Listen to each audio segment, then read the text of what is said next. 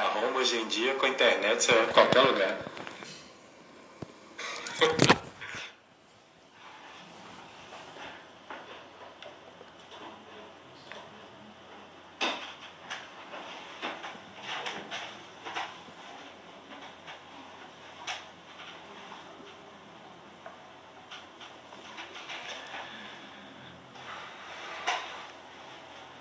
A barba, minha namorada obrigou a tirá-la. Mentira, ela gosta de barba, eu que quis tirar. De quarentena, de vez em quando você fica sem nada pra fazer, você inventa moda. Vocês me entendem.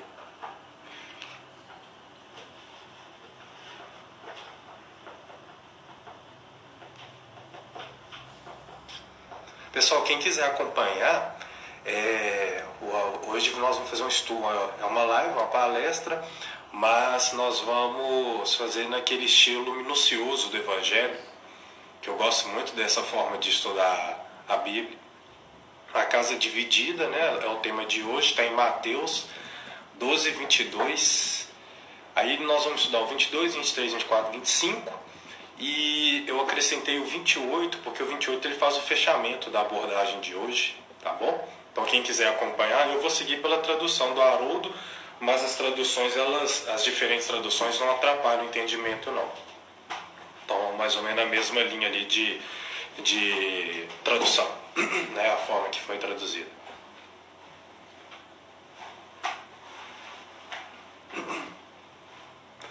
Vou esperar dar 8:02, aí nós fazemos uma prece, que já dá um tempinho pro pessoal chegar.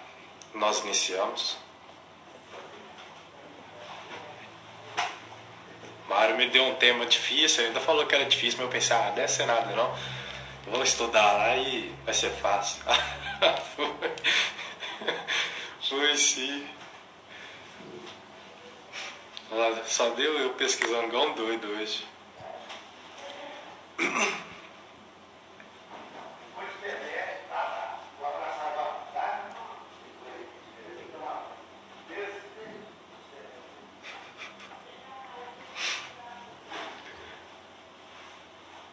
Beleza. Aqui, pessoal, eu gosto de fazer palestras interativas, tá? Então quem quiser fazer perguntas ou até mesmo interpretações que já fez, estudando essa passagem, acrescentar, eu replico ela aqui, tá? Ou se tiver dúvida eu tento explicar na medida do possível. Mas eu aprendi que não tem problema você não saber, que aí depois você pesquisa e esclarece. Também estou aprendendo, sendo muito sincero com você. Essa passagem aqui nunca foi muito o foco meu estudá-la com mais tempo. Mas hoje foi uma oportunidade muito boa. Não. Já falaram isso. Uma vez eu fiz uma oração num evento, eu só escutei uma moça falando assim, aquele cara que tinha aquela voz da Globo, esqueci o nome dele agora, que ele tem várias preces gravadas, coisas no nome dele. Então vou iniciar em 8:02. Então vamos lá, né, gente? Vamos aproveitar esse momento inicial para nos conectarmos com Deus, com Jesus.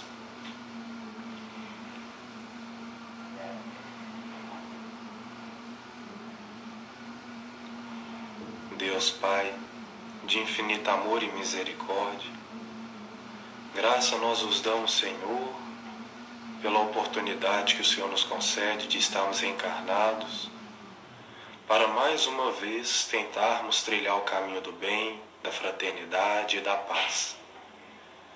Hoje, mais do que nunca, somos gratos porque reencarnamos dentro do seio espírita ou nos encontramos com a doutrina ao longo do caminho.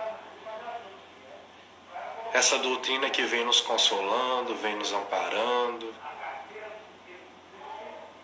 Então, Pai, nós só temos que agradecer e louvar incessantemente.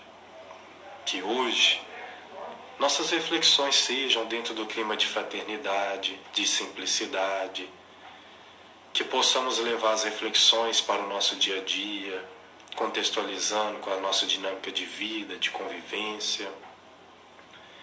E que possamos sair daqui mais inspirados, de bom ânimo, principalmente para enfrentar as adversidades do momento, no clima de otimismo e de fé raciocinada.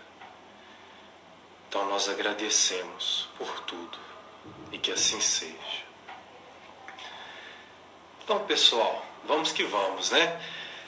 Isso mesmo, Cid Moreira.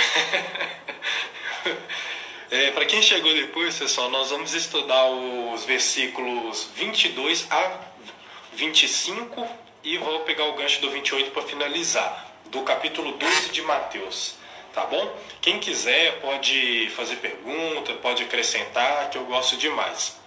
Então, nós vamos até 8h40, temos aí 35 minutos, é mais do que o suficiente, porque o meu objetivo é mais trazer uma reflexão superficial para nós aprofundarmos, né, nos estudos diários. Então, quem dera, daria para me abordar tudo com profundidade. Mas alguns aspectos sim eu vou aprofundar.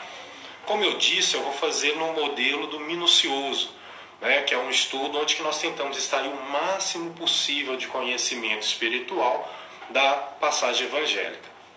Então eu vou lê-la uma vez na íntegra e volto no início, passo a passo.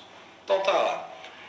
Versículo 22 do capítulo 12 de Mateus. Então lhe trouxeram um endemoniado, cego e mudo, e ele o curou, de modo que o mudo passou a falar e ver. Todas as turbas ficaram extasiadas e diziam: acaso não é este o filho de Davi?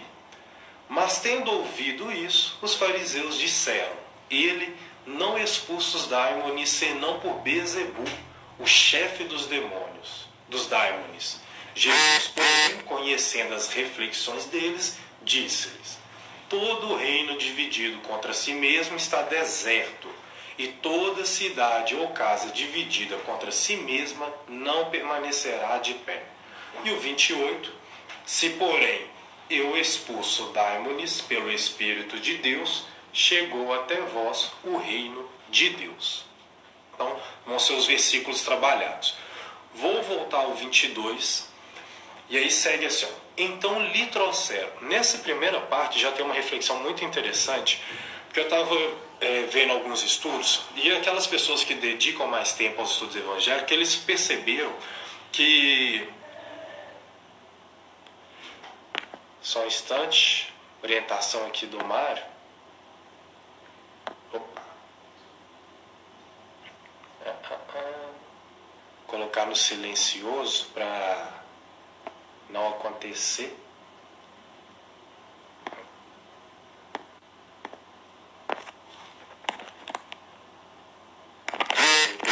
Durante a palestra.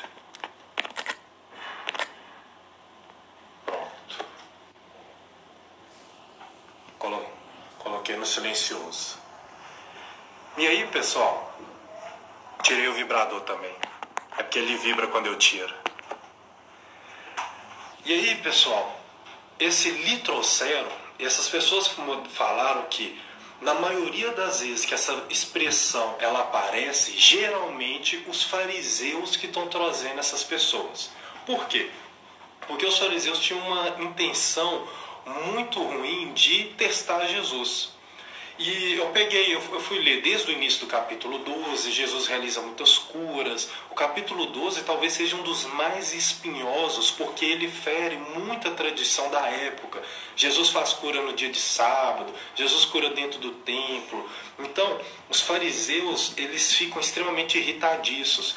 E na véspera dessa passagem, os fariseus se reuniram para tentar matar Jesus, porque eles estavam indignados com a postura dele.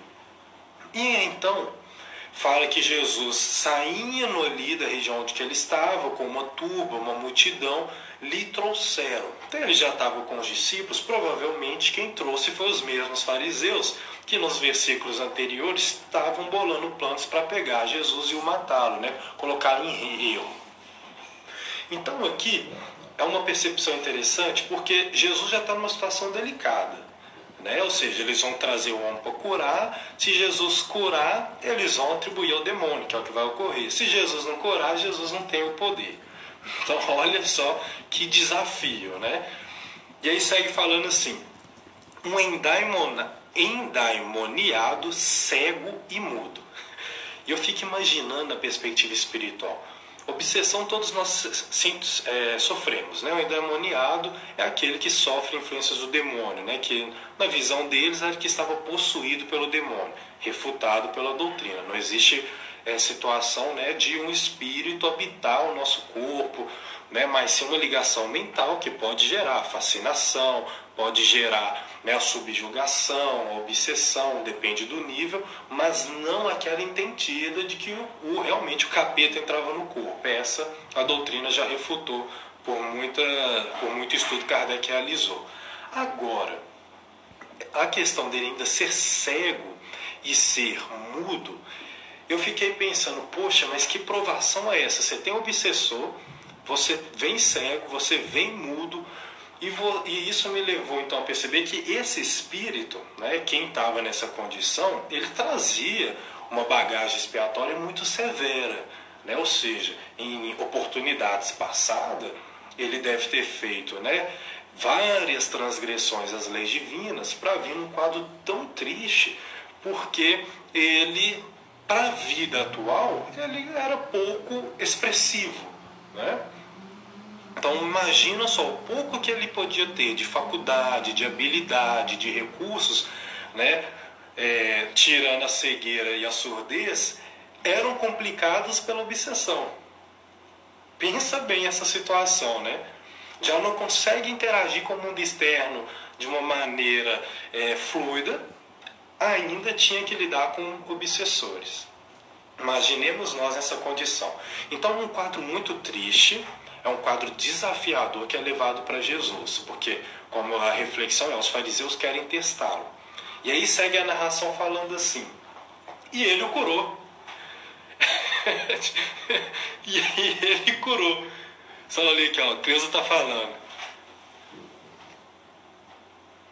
Ele poderia estar cego e mudo devido ao endemoniado que está vivendo, ou seja, a influenciação poderia ser o resultado da cegueira e da mudez? Espiritualmente, sim. Espiritualmente, eu ia até voltar nisso depois, na hora da cura eu citar. Espiritualmente, às vezes nós estamos cegos e surdos para as questões espirituais, porque nós nos comprazemos tanto numa materialidade existencial que a nossa percepção para a destinação espiritual da nossa vida, ela está totalmente incompreensível por nós, por causa das escolhas. Agora, uma obsessão, levar uma pessoa a uma cegueira e uma surdez física, já é algo mais complexo. Não vou entrar no método de pode ou não pode, porque a gente já viu casos de obsessões que geram doenças violentas, perturbações violentas, loucura. Então, uma cegueira, uma surdez momentânea não me seria estranho. Mas não vou entrar nesse mérito. Vamos supor que era realmente físico. E o que acontece? Jesus chegou ali e o curou. Simples assim. Não vou entrar muito no mérito de como Jesus faz isso aprofundadamente, mas resumidamente, um obsessor é muito simples. Todas as vezes que nós aplicamos um passe numa pessoa que está obsedada, pelo magnetismo, pela elevação da prece, nós conseguimos aliviar ou até mesmo livrar as pessoas dessa influenciação temporária, porque é a pessoa também que pode traí-lo de novo, né? Atrair o espírito. Então vai depender dela, essa separação permanente. Mas Jesus, então, pelo magnetismo, pelos sentimentos que ele tinha, tranquilamente afastou. Agora, a cura da visão e da surdez, nós temos que entender que Jesus, ele é o governador do planeta. Então, toda a forma de vida física que aqui existe passou pelos ministros dele e por ele. Como seria as córneas dos olhos, como seria a íris, como seria o canal auditivo, visual, toda a anatomia por trás dessas funções físicas, Jesus sabe de cor. Do mesmo jeito que a nossa ciência hoje faz transplante de córneas, faz lá várias cirurgias para tentar resgatar um órgão defeituoso, Jesus sabia desses defeitos e sabia como restaurá-los, pela manipulação dos fluidos, pela manipulação da matéria. Lógico que para nós esse tipo de atuação é muito mais complexa, mas não é possível porque nós temos vários casos aí de médiuns curadores, né? Não só religiosos espíritas, mas em todos os lugares. Mas eu não vou me deter nisso não. O importante é que Jesus ele tem autoridade moral. Chegou ali e resolveu o problema daquele homem. Entretanto, o que o Kardec gosta de frisar é o seguinte: duas pessoas com câncer. Vou fazer uma analogia aqui. Uma pessoa, às vezes, ela tem um dinheiro enorme, os melhores médicos, passa pelos melhores equipamentos, os melhores remédios, os melhores procedimentos. Essa pessoa não resiste e morre em um mês. Outra pessoa com o mesmo câncer, em todos os tipos, consegue ter uma sobrevida maior, pode vir a falecer ou muitas vezes cura desse câncer. E aí a gente fica, poxa, como isso é possível? Aí nós sabemos que cada um de nós temos um compromisso espiritual e a lei divina sabe a hora que nós temos que ir e quando temos que permanecer. Então a nossa ciência, ela evolui para o quê? Atender os desígnios da lei divina até onde é permitido. Quando não é para sobreviver, o que acontece? A pessoa falece, independente dos recursos. Por que eu estou falando isso? Porque Jesus, ele não derrogava a lei divina. Aquele indivíduo que foi levado lá pelos fariseus, tentando testar Jesus, ele não foi levado ao acaso. Porque Deus, do mal, ele tira o bem. O que a espiritualidade superior falou? Aquele homem, ele já sofreu muito, já expiou, ou já passou pela prova que ele escolheu, e agora ele pode ter um outro momento na sua vida. E ali eles levam a Jesus, e Jesus é o quê? Jesus é o instrumento para a atuação da lei divina. Não há uma derrogação. As curas que Jesus realizava é porque ele olhava para aquela alma e fazia uma leitura da destinação daquele espírito. E Jesus sabia, esse aqui pode ser curado, porque esse aqui já passou pela expiação, já passou pela provação, ele pode ter esse mérito. Mas vamos supor que Jesus curava e depois eles não seguiam a vida boa, a vida reta. Mas Jesus sabia que também estava dentro dos desígnios curar, porque era uma prova dele perseverar para não voltar para os vícios. Porque quantos são salvos pela medicina, mas retornam pelos mesmos vícios que levaram à doença? Então é interessante, eu gosto muito dessa fala do Kardec, que está no livro A Gênese, quando ele explica as curas e os milagres. Ele fala que Jesus era um instrumento da vontade divina e não derrogava a lei. O espírito que chegava para ele curar, não obstante que era um planejamento, parecia o seu acaso, não. Existia uma finalidade e então Jesus realizava. Seguindo, ele fala assim, de modo que o mudo passou a falar e ver. Eu fico imaginando uma situação dessa, né? A pessoa chega cega numa casa espírita e surda, toma um passo e sai vendo e ouvindo. Não ia sofrer nenhum. Né? Foi que loucura, que milagre que é esse. Mas está aqui, a gente sabe que ocorre. Mas no sentido espiritual disso, e até pegando o gancho da Cleusa lá, quando ela citou se a cegueira e a mudez não poderia ser por causa de obsessão, espiritualmente, eu hoje tenho plenas convicções que nenhum de nós somos nem cego nem mudos. Por que isso? Pela série de reencarnações, de estudos, de experiências que nós já passamos, não há, para nós espíritas, né, espíritos já mais velhos, uma grande dificuldade em se saber o que é certo e o que é errado. Porque nós já fomos curados por Jesus. Jesus já nos proporcionou no sentido de reencarnações no bem, no conhecimento e no estudo, que hoje as nossas almas, quando elas se entregam ao mal, na sua quase totalidade, é por causa de nossas más tendências e desejos, e não por ignorância. Fala, não, eu não sabia que isso era errado, não sabia que isso trazia obsessão. Deixa eu ver a pergunta da Tereza. Sim, a Tereza fala assim, depende da fé também. Quando chegavam essas pessoas para Jesus, a fé era um requisito para saber se era o momento da cura. Então, na leitura que Jesus fazia, fé era um dos requisitos. E geralmente esses que eram curados tinham a fé. Por isso que ele falava, a sua fé te curou. E entendo que às vezes a pessoa tinha fé para aquele momento, se curava, mas não tinha uma fé raciocinada, de entender que eu curei, mas eu tenho que voltar a minha vida agora a uma vida reta, a uma vida ética. E nem todos os doentes eram imorais ou eram por viciações. Também temos que entender isso. O Kardec ele fala que a fé, o processo da cura, na verdade, ela se dá por, se eu não me engano, 3 maneiras, que é o seguinte: o ser que tem a capacidade de curar, que era Jesus. Então tem curas de Jesus que não dependiam da pessoa querer, porque Jesus tem o poder de curar. E aí depois Kardec fala, e tem uma outra relação da cura, que é quando a pessoa tem a fé, a pessoa tem a humildade e clama. Ela então aspira da pessoa que tem a capacidade de curar a cura. Um exemplo é da mulher hemorrágica. Jesus está andando na multidão, ela toca na bainha da roupa, o fluido de Jesus vai até ela por causa da fé dela, que aspira a cura, né? Puxa para si o benefício divino. E ali Kardec explica então que é um agente agora do doente na sua fé. E ele diz que a maioria das curas são os dois. É o agente da cura, o magnetizador e a fé da pessoa.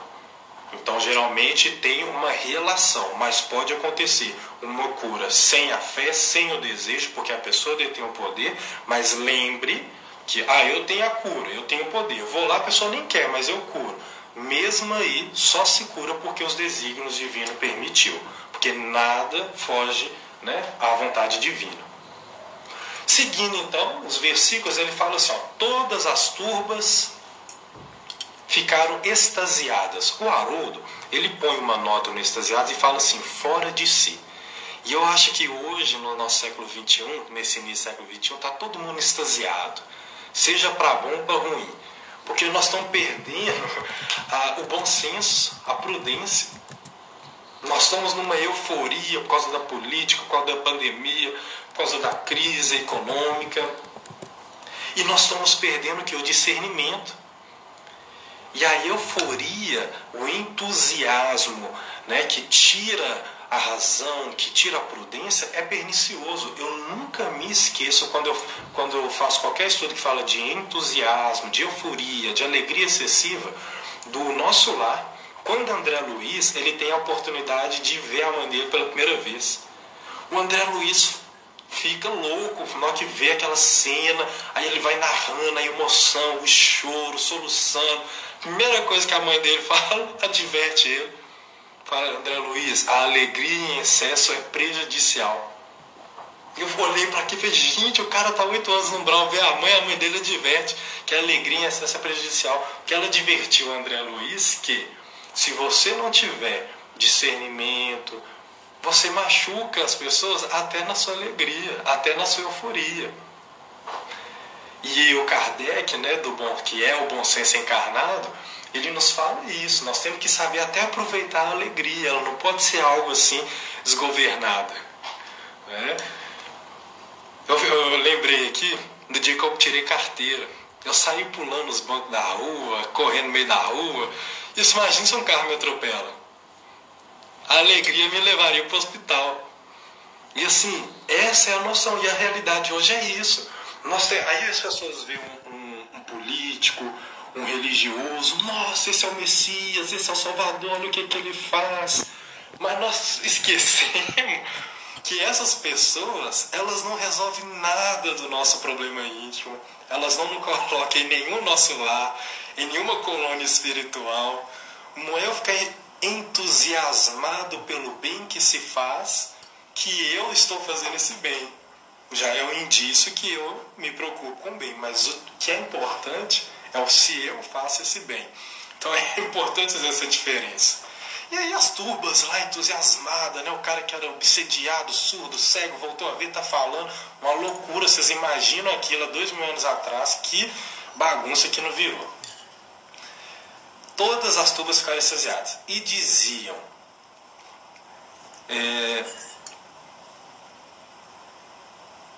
todos a sua eficácia, e diziam: acaso não é este o filho de Davi? E é muito interessante que o Davi, pessoal, é aquele personagem lá da história, né, que atirou a pedra na testa do gigante Golias. Aí ele já foi ficou famosão, ele vai virar rei, ele conquista muitas terras da Judeia, então ele se torna ali na genealogia, né, dos descendentes de Abraão, ele é um dos mais importantes, junto com Elias. E Jesus é um descendente dessa árvore, né, um descendente de Davi. E quando eles falam assim, ó, será ele o filho de Davi?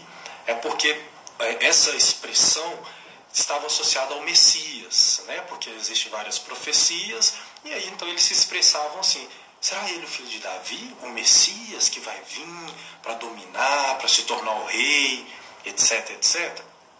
E nós, infelizmente, temos isso até hoje.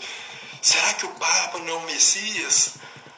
Ah, será que aquele fulano não é o Salvador? Ou será que aquele não é o capeta encarnado, o demônio? Nós estamos num momento tão eufórico que a gente trata a realidade agora como a ignorância daquele povo de 2000 anos atrás.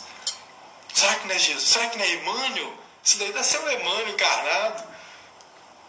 A última coisa que nós vamos saber é quem é Emmanuel encarnado. Daqui 100 anos Emmanuel já vai ter morrido, aí vai vir alguém e falar: aquele lá era Emmanuel. Ah, é mesmo? Nem sabia. Porque nós ficamos procurando o Messias, e ele não resolve. E aí, qual que é o problema? Mas, tendo ouvido isso, os fariseus, aí começa o problema, aí vem a seriedade dos versículos. Tendo ouvido, os fariseus disseram. Aí quando eu estava estudando hoje, o cara falou assim: gente, isso aqui está chamando a atenção da fofoca. Porque prestem atenção, já aconteceu a cura, o entusiasmo, e aí de repente as pessoas começam a pensar: é o Messias, não sei o que é o Messias. Aí chegou o fariseu mal intencionado, ouvindo aquilo, ele não está conversando diretamente com Jesus, ele está ouvindo a multidão, ele escuta e diz: olha a fofoca, olha a maledicência. Foi a hora que eu pensei: poxa vida, quantas vezes a gente não faz isso? Escuta o murmúrio, entra aqui, a gente vira e já fala ali. Será que era necessário? Será que era preciso? E eu fui descobrindo, né, no processo de tentar se conhecer, que uma das coisas mais difíceis que tem é dissolver a fofoca dentro de nós. É dissolver a fala mal intencionada. Porque nós sabemos que falar é expressar energia. Né? Você pensa, você fala, às vezes você fala antes de pensar, mas de qualquer forma é energia. E aí quem escuta capta energia. E aí o que nós queremos fazer com aquela energia? Que é uma energia de uma notícia ruim, negativa, que é pôr para fora. E aí chega um show e vai ali, e a gente trata a fofoca hoje quase como algo natural. Vem cá, ouvi um negócio aqui falar, deixa eu te falar aqui. Digerir isso dentro de si é um processo muito difícil. Por que é difícil?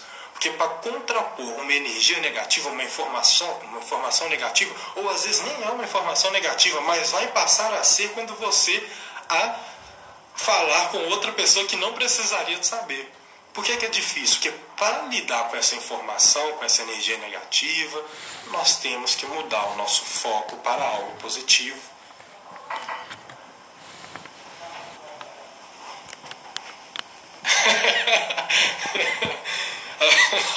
Olha o Maurício fazendo uma fofoca aqui. Esse tipo de situação, numa casa espírita, é um desastre.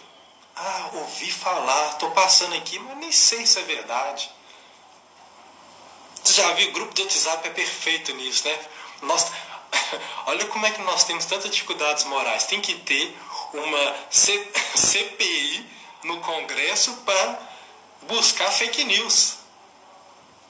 Vocês já imaginaram? Nós estamos no meio de uma pandemia e nós temos que ficar preocupados com notícia falsa. Porque a gente escuta as informações truncadas e a gente passa sem critério, sem análise. Na casa espírita e o desastre que você não vira. Por que na casa espírita é um desastre? Porque quando nós, num planeta de prova e expiação, buscamos um templo religioso, é porque nós queremos paz, nós queremos consolo, nós queremos um ambiente que nos liga a Deus, a Jesus. E aí eu chego na casa espírita, tem fofoca, tem mesquinharia, tem autoritarismo. E aí o que era para ser templo de luz vira templo de discórdia. E isso é um grande problema. E os fariseus, eles estão dentro de nós. Nesse ouvir aqui e fala ali. Eu tenho um benefício muito bom para fofoca, que chama amnésia. Minha namorada morre de raiva, que ela me conta uma coisa de manhã, na tarde eu já esqueci. Meus irmãos contam fato da minha vida que eu não lembro.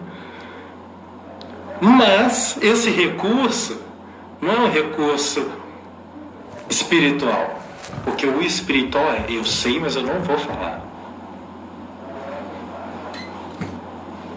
Aí sim a dificuldade é grande. Eu sei a informação, mas não vou passar para frente, porque ela não beneficia ninguém.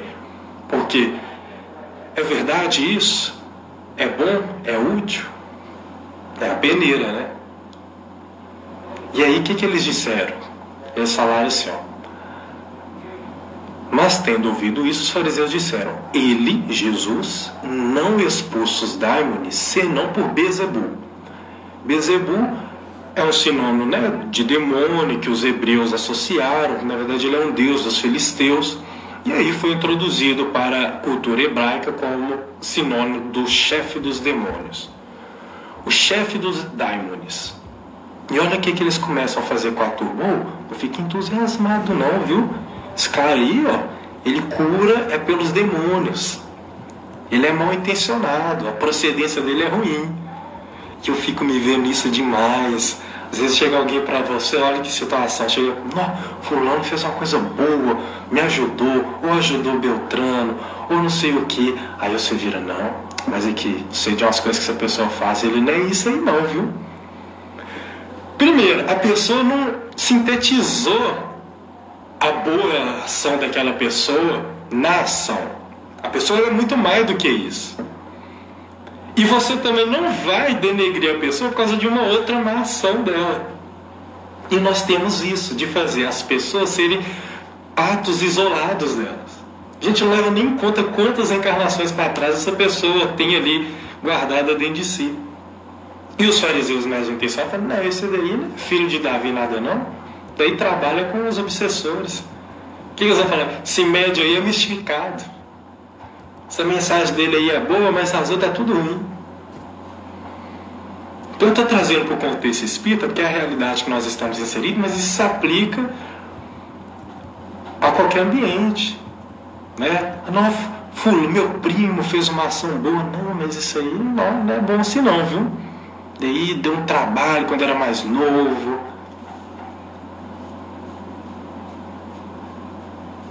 Então, esse tipo de maledicência é característica dos fariseus. E a Creuza está citando aqui: direito nenhum. Não julgueis para que você não seja julgado. E aí vem o versículo derradeiro da noite. Jesus, porém, conhecendo as reflexões deles, ou seja, não há escapatória. Jesus sabe o que nós estamos pensando. Jesus sabe o que estamos sentindo. Sabe se quando eu falo que isso é bonito, se eu estou pensando que é feio. Mário está citando, é o vício de focar no negativo. Por isso que perdoar para nós é muito difícil. Porque nós resumimos a pessoa no ato equivocado que ela teve contra nós ou contra outra pessoa.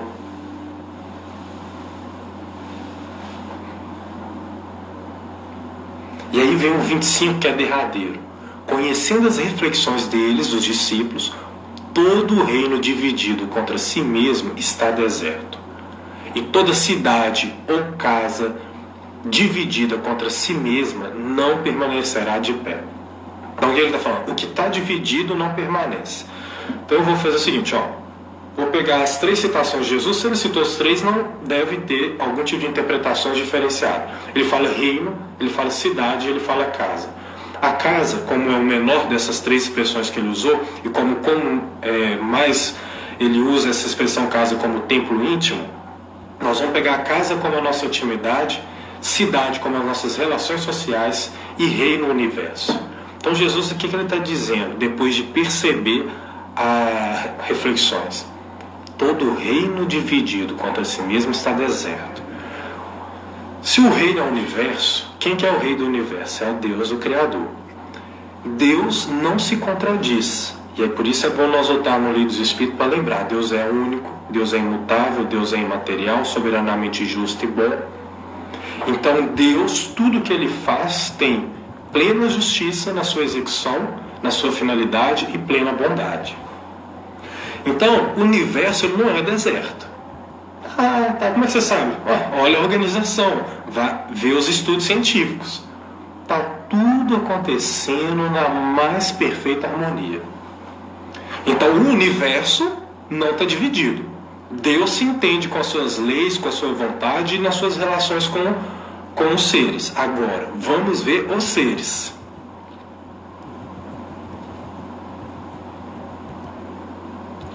E toda cidade e relação social, como que estão as nossas relações? Eu estava lembrando, uma certa vez que eu tive uma discussão familiar mais forte, aí eu entrei para o meu quarto, a pessoa entrou lá para o cômodo dela, e naquele momento a relação social estava tão dividida, tão desgastada, que não obstante a gente estar separado por 5, 4 metros, parecia um deserto. Parecia que nós estávamos cada um num ponto do globo, que a relação foi desgastada. O atrito gerou discórdia, e a discórdia gerou separatividade. E aí, quando eu tive que sair do quarto na primeira vez, depois da reflexão, até porque a doutrina já está chamando, né, a consciência, cada passo que eu dava no corredor parecia uma caminhada que não tinha fim. Pensando, vou encontrar com essa pessoa agora, que desastre que vai ser de novo.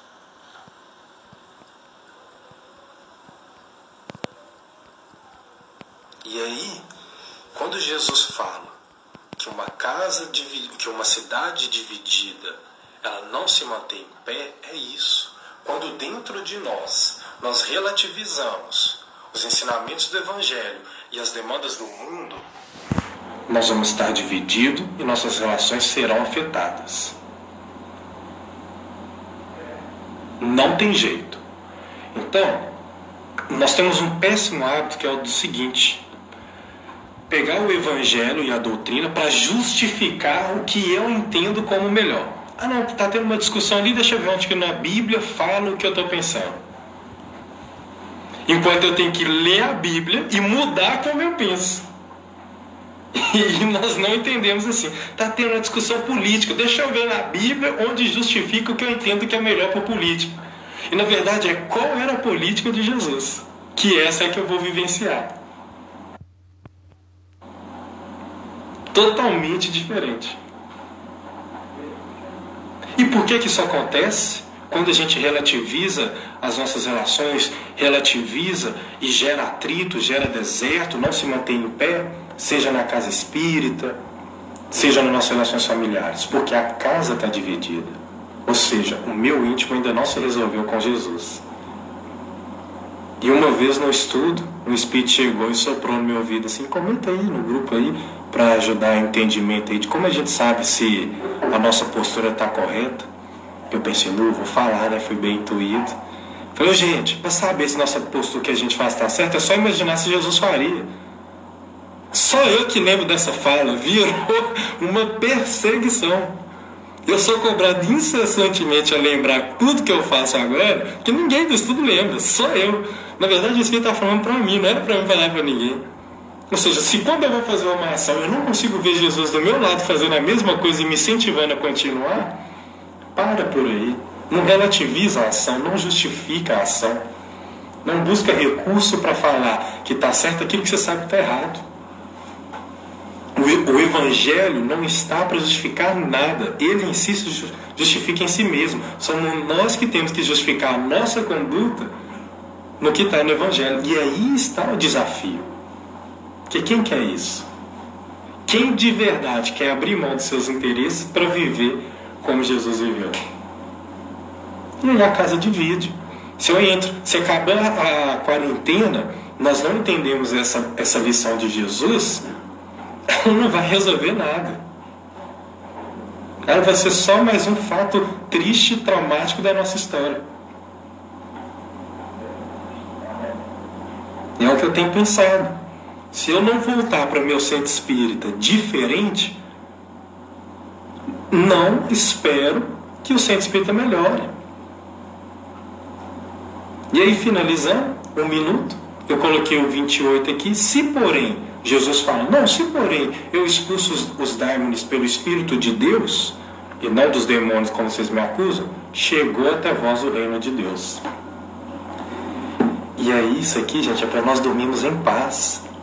Em paz, que é o seguinte: Jesus demonstrou, e está muito claro, que ele era a vontade de Deus encarnada. Então o reino de Deus já chegou para nós. Agora quem está entrando nele, ele deu a chave, ele ensinou a rota. Agora quem entra, não vai ter pandemia que para, não vai ter política que para, não vai ter dirigente autoritário que para, não vai ter pastor, não vai ter mau educador, mau político, maus pais. Nós temos o Evangelho e a doutrina. Então, eu não teria, eu formei agora, né? Então eu, quanto na figura de advogado, eu não teria coragem de chegar no plano espiritual e buscar justificar o meu insucesso nessa vida em qualquer fator que seja. Eu já vou chegar, não dei conta, vocês já me dão outra folha de serviço que não tem como justificar. A doutrina do Evangelho estava à minha disposição, se eu reclamar, é complicado. Então, pessoal, foi uma alegria, né? Segunda que vem estamos juntos de novo, vou estar acompanhando quem for fazer. Espero que vocês tenham apreciado também. E vamos continuar compartilhando essas informações, essas reflexões.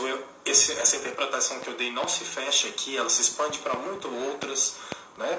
Mas eu quis trazer aqui um raio assim, de luz para que todos nós, neste momento difícil, não percamos a esperança. Porque se o mundo rachasse hoje, o plano espiritual sobrevive, nossas almas sobrevivem, então não vamos nos desesperar, tá bom? Deus nos abençoe. Eu vou fazer uma pequena prece aqui para poder encerrar. Eu sempre gosto de fazer uma prece no início e no fim. E é isso, uma alegria muito grande. Espero que vocês tenham gostado também. Vou fazer um Pai Nosso e vamos mentalizar, né, nosso planeta, porque eu falo aí que apesar dele ter rachado, né, nós continuaremos mas eu quero que ele continue juntinho, que nós ainda temos muito problema para resolver aqui, tá? Então não tem planeta que vai rachar, não. Podem ficar tranquilos. Tá, vou salvar a live aqui, viu, Mário? Pai nosso, que estais nos céus, santificado seja o vosso nome. Venha a nós o vosso reino de misericórdia. Seja feita a tua vontade em todo tempo e lugar. O pão nosso do corpo e do Espírito, dai-nos hoje e sempre, Senhor. Perdoa-nos as nossas ofensas, na medida em que nós estamos aprendendo a perdoar aqueles que nós julgamos tenham nos ofendido. Não nos deixeis cair em novas tentações, mas livra-nos, Senhor, de todos os males, nos ensinando a fazer o bem. Pois vosso é o reino, o poder e a glória para todo sempre, que assim seja. Grande abraço, pessoal.